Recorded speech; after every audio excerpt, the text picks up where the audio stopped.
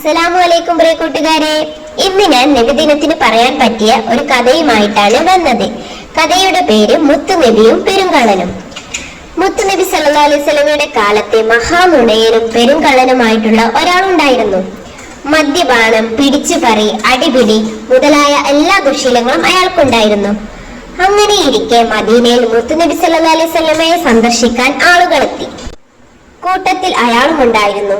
അയാളെ മനസ്സിലായ നബി സല്ലല്ലാഹു അലൈഹി വസല്ലമ പുഞ്ചിരിച്ചുകൊണ്ട് ചോദിച്ചു, മകനെ, നിന്റെ ദുശീലങ്ങളിൽ നിന്നും ഏതെങ്കിലും ഒന്ന് ഉപേക്ഷിക്കുവാൻ നീ തയ്യാറാണോ? മുത്തുനബി സല്ലല്ലാഹു അലൈഹി വസല്ലമ തങ്ങൾ പറയുകയല്ലേ? അയാൾ സമ്മതിച്ചു. ശരി, എങ്കിൽ ഇന്നു മുതൽ നീ കളവ് പറയരുത്. അയാൾക്കത് കേട്ടപ്പോൾ ആശ്വാസമായി.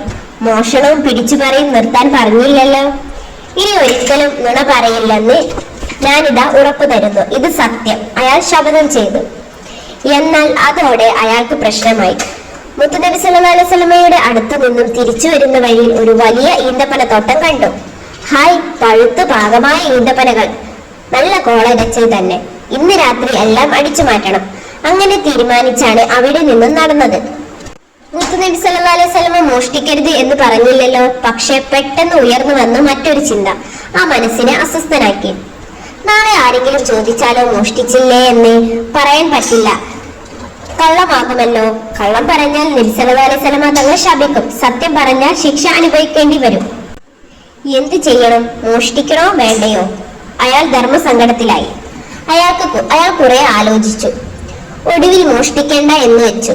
അതോടെ മോഷണം എന്നേക്കുമായി ഉപേക്ഷിച്ചു. മറ്റു ദുശീലങ്ങളുടെ കാര്യത്തിലും ഇങ്ങനെ തന്നെയായിരുന്നു സ്ഥിതി. അങ്ങനെ കളവ് പറയില്ലെന്നൊരൊറ്റ തീരുമാനം കൊണ്ട് എല്ലാ ദുശീലങ്ങളും മാറി. ശിഷ്ടകാലം അധ്വാനിച്ച് നല്ലയാളായി ജീവിക്കുകയും ചെയ്തു. എന്റെ കഥ നിങ്ങൾക്ക് ഇഷ്ടപ്പെട്ടാൽ വീഡിയോ ലൈക്ക് ചെയ്യാനും ഷെയർ ചെയ്യാനും ചാനൽ സബ്സ്ക്രൈബ് ചെയ്യാനും മറക്കരുത്. അടുത്ത വീഡിയോയുമായി വീണ്ടും കാണാം. അതുവരേക്കും എല്ലാവരും അസ്സലാമു അലൈക്കും.